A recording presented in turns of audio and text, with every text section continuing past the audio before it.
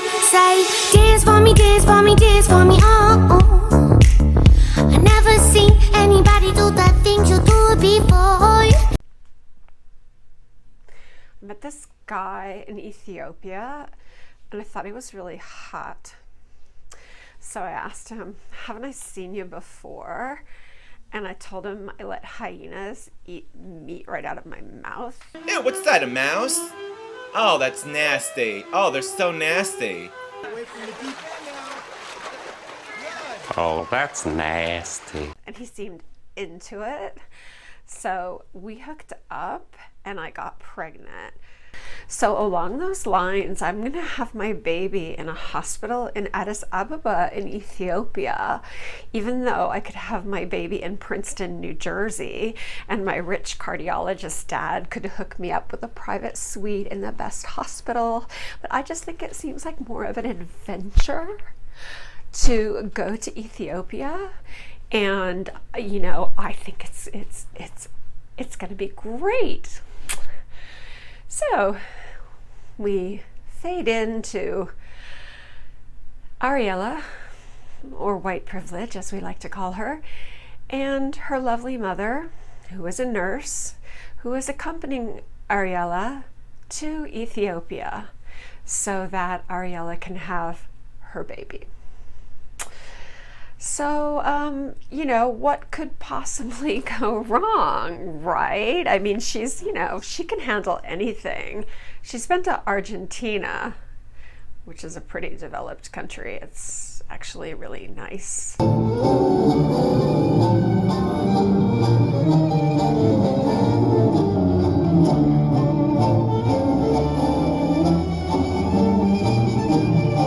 It's not like, anyway.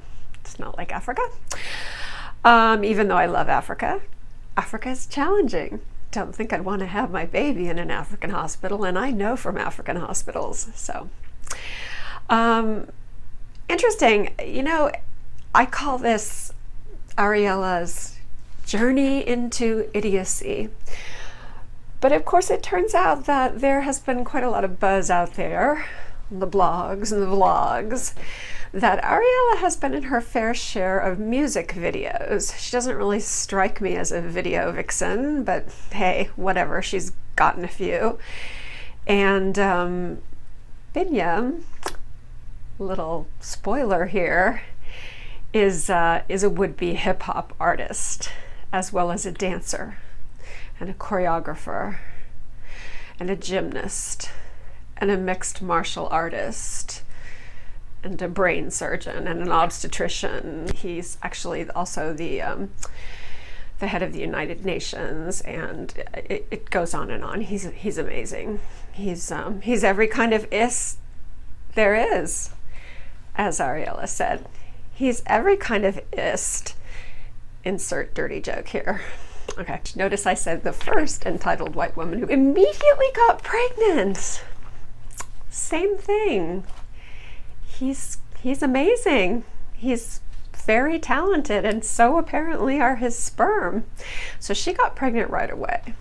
He actually married her, and it seems like they had a decent marriage in the beginning, and then it went, you know, apparently went badly later, but we'll get more into the details. I already disliked Ariella, and now she's slipped even lower in my eyes when I know that not only has she kind of made a habit of traveling overseas to use pickup lines on brown and black boys. Hey, I like your outfit. Thank you. I'd like it better crumpled up on my bedroom floor. Nice. Just don't let it touch my Uncle Jesse's trundle bed. I think he's a serial killer. I mean, he pretty much told me so. Let's just pray that once she has that baby, she learns to be a little less self-involved and a little more thoughtful, maybe. A little more careful in her choices. Okay, Ariella says, as she and her mother, who she's dragging along to check out the hospital, she says, what if I'm making a mistake? I mean, this is so risky. And then I have to say to her, if she's going to complain, you know, which I guess everyone has to say when they're leaving. They all say it. Devin says it. Everyone says it when they do this. This is so risky. I don't know if I'm doing the right thing. Hope I'm not making a mistake. And I want to say to her, stay in Princeton. Stay in Princeton with your rich cardiologist father and your lovely life, and drive up to New York and try and find roles in rando videos. But yeah, it gives me some hope that you're questioning whether it's smart that you're going, but you're going anyway, and your mother, who's an incredibly good sport, is going with you. Okay, on to Devin and Jihoon. I love Jihoon's friends. They've been together since grade school, and they're true friends. They're not just there to say, you know, yeah, he's my boy, I'm gonna back him up, I'm ride or die, you know. When he's acting badly and irresponsibly, they tell him. 지금 15년, 20년 친구인데 제가 투잡을 뛴다는 건 상상할 수도 없고. 근데 만약에 이렇게 집 다시 안 구해지면 대부분 만약 미국으로 다시 또 돌아가면 어떡해? 아, 또 스트레스인데 너희하고 또 이런 얘기하면 더 스트레스 받는다. 아, 지훈이는 진짜 미친 거예요, 이거는. 두 번이나 막 이런다는 게 이게 남자로서 조금 더 남자답게 하고 책임도 지고 이래야 되는데 친구로서 보기도 좀 민망하고 한국 남자 망신은 지훈이가 다 시키는 것 같아요. Stop it. Get some help. And that's a good friend. You don't need to be surrounded by people who are going to tell you you're wonderful, and when you mess up in a relationship, the kind of friends that'll tell you, oh, you know what, the other person is just, they're terrible, they don't, you know, they don't deserve you, they're so controlling. In the case of women, you know, all of these things.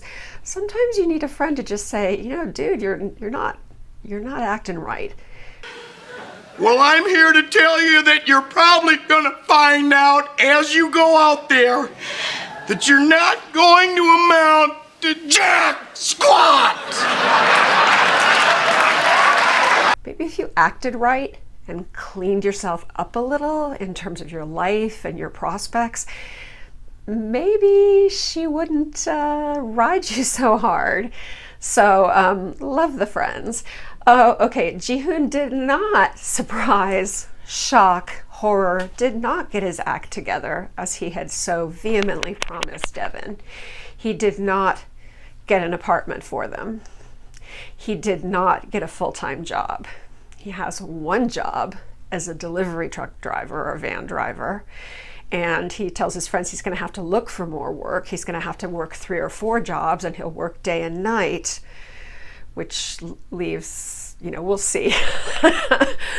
we'll see. I think that if you actually gave him a chance and forced him into the situation of having to work, he might be able to handle it.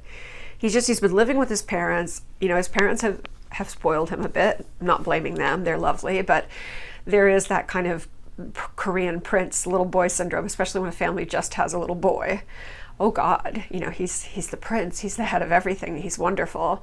So his parents are always going to side with him, of course, as parents usually do, and they're always going to tend to criticize Devin. So I think that's why he's just such a baby man. And he picked, you know, selling hot cell phones, because it's easy.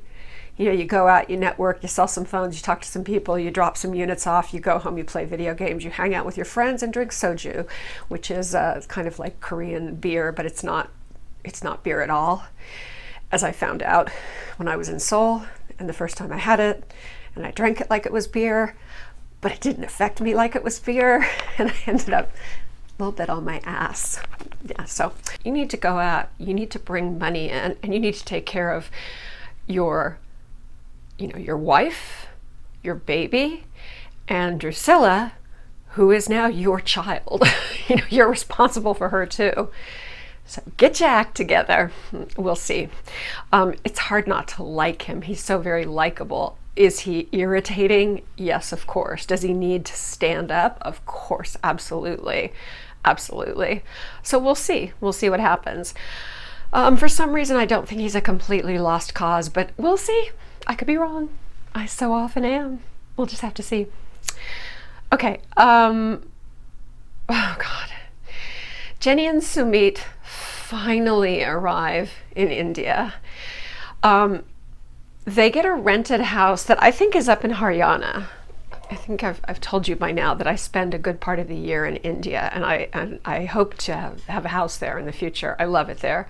I have amazing friends. I've never made so many friends so fast as in India. Love it. Love everything about it.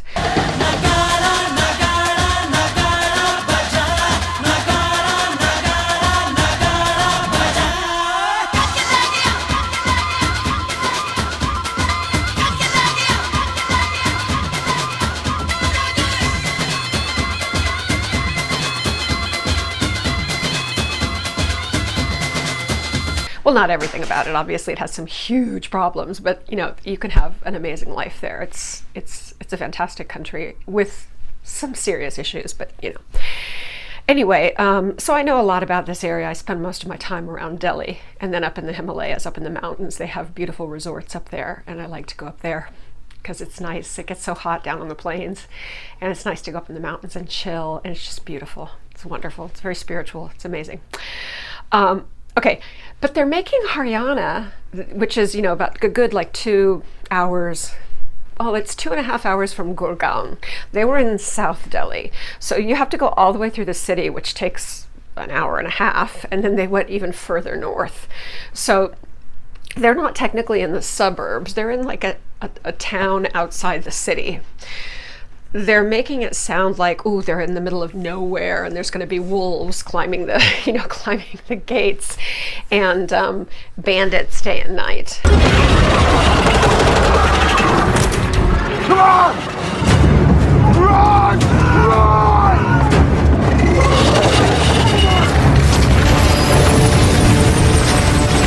There's a lot of reasonably nice places in Haryana too. Is there a lot of trouble there? Yeah. Is there crime? Yeah, there's crime in any place where you have, you know, a good number of poor people, but you also have middle-class people and wealthy people, wealthy farmers in Haryana. So this house they've rented, people, I have news for you. By Indian standards, that's a nice house. Yeah, it needs work. The interior needs work. The wiring needs to be redone. It needs, you know, better appliances. I'm sure the bathroom needs to be completely, you know, redone. But they're renting, so, you know, I don't think they're going to want to put money into all that because they're not going to have that kind of money. But if you gave me that house, and if I took a little money and it wouldn't even be that much to fix it up, I could make that a beautiful house. It's got big rooms, nice airy high ceilings. It's a nice house. So I love the way they were like, you know, just taking close-ups of, oh, here's some wires sticking out. Here's a little bit of mold in the corner. And oh, it's older. It's not that old. It's probably like from the 50s. It's not that old. You know, I could be wrong, but I don't think it's that old. I have seen every class of home in India, from, you know, the slums of Dharavi and Delhi, through, you know, the little hovels and little tiny humble homes in villages way out in the countryside where there's no running water. You have to go to a pump and you go to the bathroom outside, to middle-class homes, to upper middle-class homes and apartments, to literally palaces. I have a friend who's an actual prince and his family still has, you know, palaces. So I've seen every kind of home in India from top to absolute bottom, and I just want to assure you, this is a nice middle-class house. So just wanted to mention that. Okay. I think Jenny needs to do some more research on the culture of India. She says she loves India, and I think she loves Sumit. And remember, this is 90 Day Fiance, so a lot of things are done for the camera. I seriously doubt that after the time she spent there before, no one would have told her, or she would have gone her entire life without knowing that the cow is sacred in India. I hope this is safe. Okay, the cow will come inside the house. Wait. Is he bringing that cow in here? I was not even ready to come. Come this way. No, I don't want to be right here. Here, this way. I don't want that cow in here. Getting back to the crime in Haryana, that is true. People will carjack you, or or stop your car and hassle you for money, or worse. You do have to be very careful, but that house has good gates. It has high walls. It's not completely isolated. It has other properties around it. So I just don't think Haryana is that bad. And I've been in some of the small towns, and it's just country. It's the Indian equivalent of country, and the people are a little bit like the Indian equivalent of rednecks. So, but not all of them. I mean, a lot of them are lovely, but I'm just saying these are country people, so it's different. But there is more. They're going to have a lot more worry than living in a private apartment in Gurgaon with a security guard. That place they were living the last time, that place was expensive. Let me tell you right now, that place was expensive. Okay. And again, I still don't know if the producers are not just encouraging her to act the fool, that all of this is just for show, because this is 90 Day Fiance. Okay.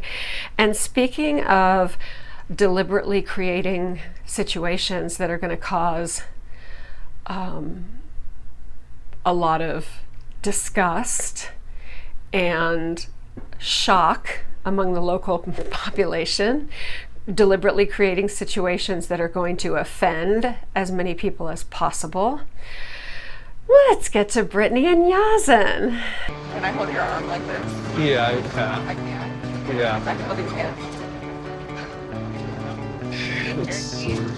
What? Pick me up like a baby. Why? Because I'm tired. I can't. Stop right here.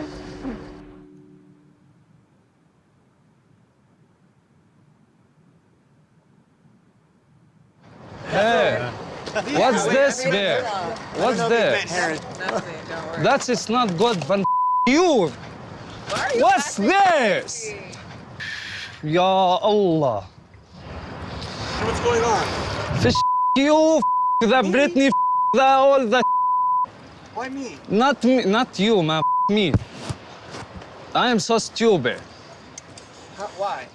I said before the lady, you cannot to drink here, and you cannot to talk for people and to hug people. Because I have a lot to say about Brittany's little arrival. Again, I think a huge part of this is for the cameras. Oh God.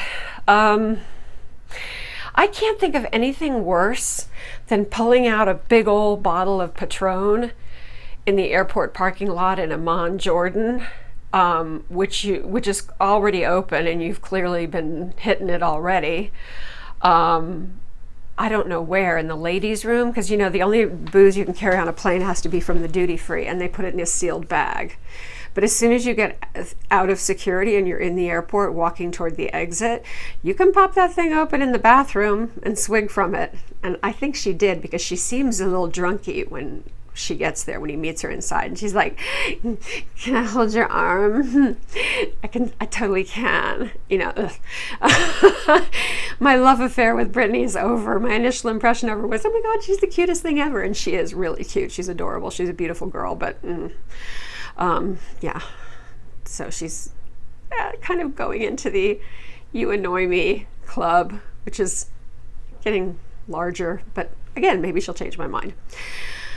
Okay, so apparently what happens, reading from different, seeing from the show and reading from different posts and, including TLC, what she did was she got out and she saw the crew that's going to be filming with them in Jordan. I don't think she necessarily knew them before, or maybe they were the same crew that followed her around in Palm Beach when we saw her, twerking on the beach and up against a wall and all her little, her little bit in the beginning. But it seems like she decided it was a good idea to pop open, pull the cork out of that bottle of Patron, because it was already, the plastic seal was already off, and pass it around so everyone could have a swig, i.e. let's all have shots. I love you guys. And then she hugged everyone. They were all men. And she hugged every one of them in public in Jordan. Are either of those things illegal there? No. Are either of those things appropriate there? God, no. No.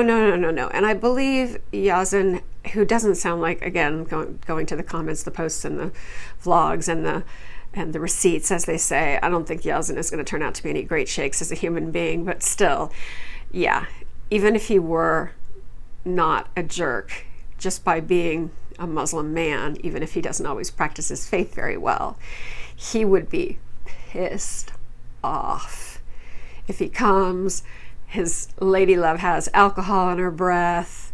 She comes out, she pulls out the bottle in public, passes it around, gives a big old hug, hugging up against all the crew.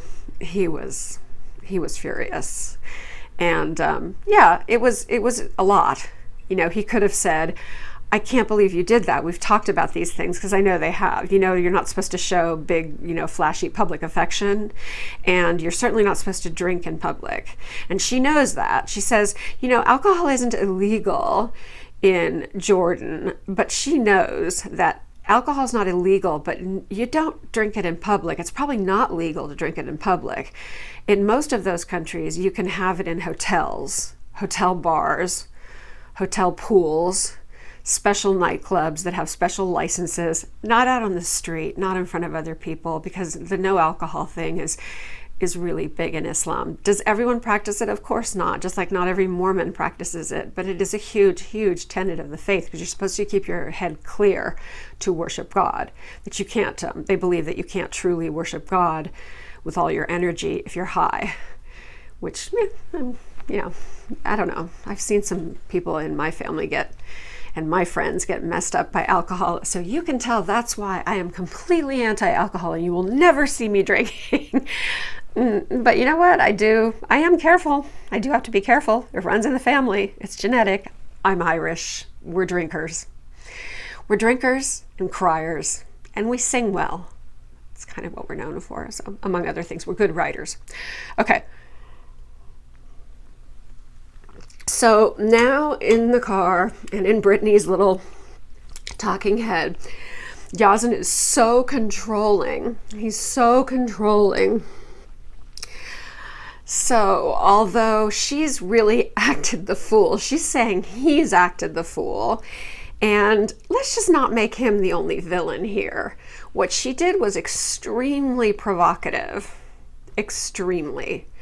And I also thought it was just so inappropriate for her to say, but that's my culture. I'm an American, and I'm going to follow my culture. Don't travel internationally. If your attitude is, I'm an American, I know my rights, I'm going to be who I am, and I'm not changing for anybody. No foreigner is going to tell me what to do. Please don't travel. Please don't travel. Go to Hawaii. Go to South Beach, take a cruise with other Americans. Don't go to Jordan. It's just, the thing is, it's not even just that you're going to be stared at and possibly get in trouble, real trouble. It's that why would you want to deliberately go and make all the people around you uncomfortable? And she's just going to be determined to do that. So that's going to be fun. Okay. Also be wary of the woman who blames every failed relationship she has on, oh, he was so controlling. Men can be very controlling.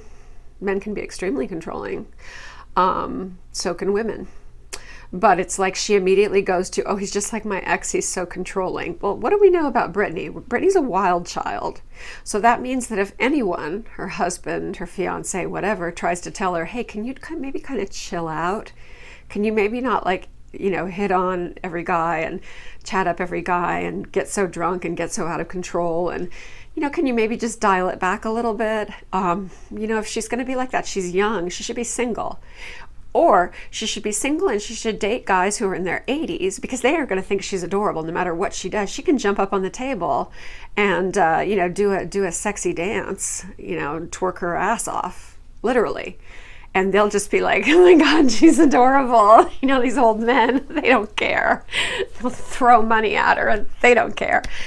Just take, girl, go with them to some fancy French restaurant in Palm Beach out on the island and drink 10 shots of Patron and get up on the table and twerk it for all it's worth.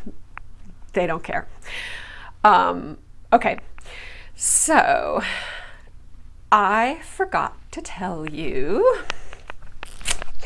that if you like what you see, and if you like the tone and the attitude of this video and others like it, I would really appreciate it if you would give me a like, if you would subscribe, give me your feedback, give me your comments, please. I'm a brand new YouTube content creator and I have so much to learn.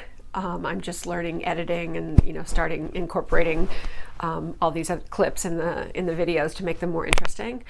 But I especially want your comment on my recapping, and good and the bad. I would really value that if you would let me hear from you. But most of all, I would value if you like, and especially if you subscribe. That would just make me thrilled. Every time I get a new subscriber, I'm so happy. I hit 1,000 views on my first video last night, which was from a week ago. And I was so excited. You would have thought I won the lottery. It's only 1,000 views, but I was like, oh my God, I got 1,000 views on my first video in a week. And it wasn't even edited. It was really long. It was like one take of me just recapping, the shows for a while. But it got some love, and I got some love for my second one, getting some love for my second one. So please continue that trend and do give me some love for this one. And I'm going to be back very shortly. I'm going to post very shortly season 5, A Wing and a Prayer, which is going to start with Brittany and Yasmin in the car and going through all that, and move on to the others. But anyway, for now, take care of yourself, be safe, come around, judge with me. Remember, this is a judgment welcome zone, not a judgment free zone. So come back anytime. Hope to see you again. Hope to see you a lot. Bye. So they say, dance for me, dance for me, dance for me, oh. I never seen anybody do the things you do before.